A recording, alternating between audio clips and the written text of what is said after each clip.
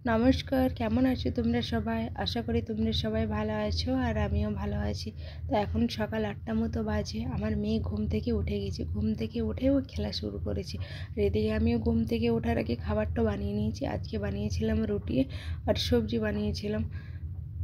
তো এখন আমার মেয়ে দেখো বোতল নিয়ে খেলা করছে। আর ওকে যে কোনো খেলনা কিনে দিই না কেন, ও খেলনাতে খেলতেও চায় না, প্লাস খেলনা রাখো না, সাথে সাথে ভেঙে ফেলবে। তো ওই জন্য ও বোতল, গ্লাস, বাটি এসব নিয়ে বেশি খেলা করে। আর এখন আমি দুধ গরম হতে দিয়েছি। আর দুপুরে আমরা খাবার বানিয়েছিলাম, ভাত বানিয়েছিলাম, সবজি, ওটা দিয়ে খাবার খেয়ে নিয়েছি। আর এখন সন্ধ্যা হয়ে গেছে। তো সন্ধ্যাতে ওর বাবা বাজার থেকে নিয়ে এসেছিলো, মোমোজ এনেছে, এদিকে কফি এনেছে 2 রকমের, ফুলকপি আর পাতাকপি, গাজর এনেছে, আর 2 রকমের ফল এনেছে, আপেল আর লেবু মেয়ের জন্য। আর এখানে সবজি নিলে ওই ধনিয়া পাতা আর কাঁচা লঙ্কা দেয়, ওটা তো দিবেই ওরা। ওটা আর এখন মোমোসগুলো আমি সাজিয়ে নেব এগুলো খাওয়ার জন্য। তো এখানে হাফ প্লেটের মতো মোমো আছে। আর আজকে আমার মেয়েকে ফার্স্টবার মোমো ট্রাই করব। আমার মেয়ে যেহেতু সব কিছু জিনিস ও খেতে চায় না, যে কোনো জিনিসটা ও খাবেই না, ওর যেটা পছন্দ হবে সেটাই ও খাবে, না হলে না। জন্য আমরা ওকে ট্রাই করে দেখবো যে ও আজ খাচ্ছে কি না। তো এই দেখো আমার মেয়ে খেতেই চাইছে না, ও পালাচ্ছে। ওর বাবা ওকে কত খাওয়ানোর চেষ্টা করছে, কিন্তু ও কিছুতেই খাবে না। এদিকে আমার ভাতটা হয়ে গেছে। আর ভাতের মধ্যে আমি আন্ডা সিদ্ধ হতে দিয়েছিলাম। তো এখন ভাতটা আমি ঢেলে নেব, আন্ডাগুলো তুলে রাখবো। আর আজকে সবজি বানাবো হচ্ছে ফুলকপি, আলু, গাজর আর আন্ডা দিয়ে একটু সবজি বানাবো।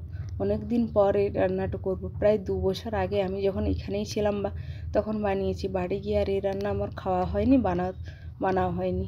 তো এখানে দেখো সমস্ত রকম সবজি নিয়ে নিয়েছি, যেহেতু আমরা 2 জন আছি। আমার ভাই তো ডিউটিতে আছে, তাই সমস্ত সবজিগুলো আমি এখানে কেটে রেখেছি অল্প একটু একটু করে। আর আমার মেয়ের কাজ দেখো, ও সবগুলো নিয়ে আর ফেলছে।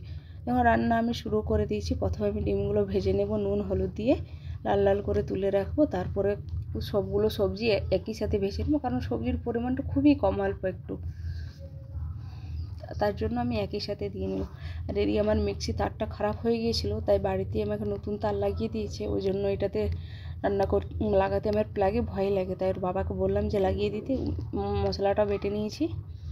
আর এখানে দেখো কপিটা লেগে গেছে, কারণ মেয়ে আমাকে ছাড়তে চায় না। মেয়ে যতক্ষণ আমি রান্না করব, মেয়ে আমার কোলের উপরেই থাকবে।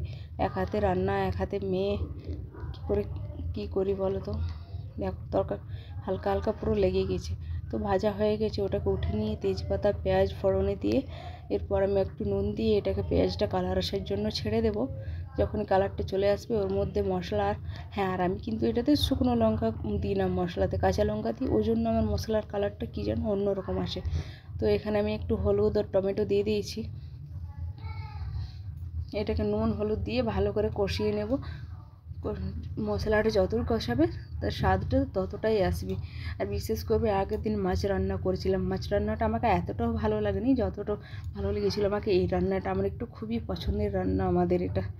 দেখো রান্নাটা মোটামুটি কমপ্লিট হয়ে গেছে। এটাকে ধনিয়া পাতা দিয়ে আর আমি নামিয়ে নেব। আর এদিকে আমার রুমের অবস্থা দেখো। একটা রুমের সংসার মানে বুঝতেই পারছো, একটা রুমের মধ্যে সমস্ত কিছু, তার সাথে আছে একটা ছোট বাচ্চা। তো এই রুমের অবস্থা আমার কখনোই সেরকমভাবে ভালো থাকে না। আর আমার শরীরটাও কিছুদিন থেকে ভালো নেই, তাই আমি সাজিয়ে গুছিয়ে রাখতেও পারি না। এখন রাতের খাবারটা আমরা